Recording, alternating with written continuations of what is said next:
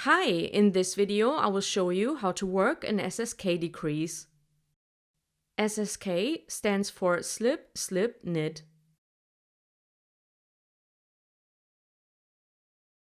To decrease, slip one stitch as if to knit. Slip a second stitch as if to knit.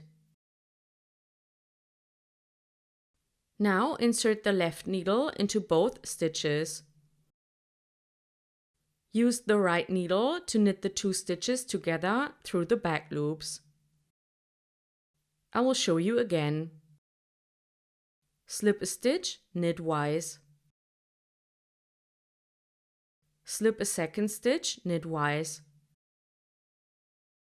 Insert the left needle into the two stitches and knit them together through the back loops.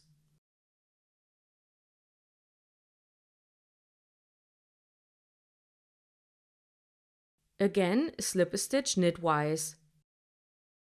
Slip a second stitch, insert the left needle into both stitches and use the right needle to knit them together through the back loops. I will show you the SSK decrease a few more times.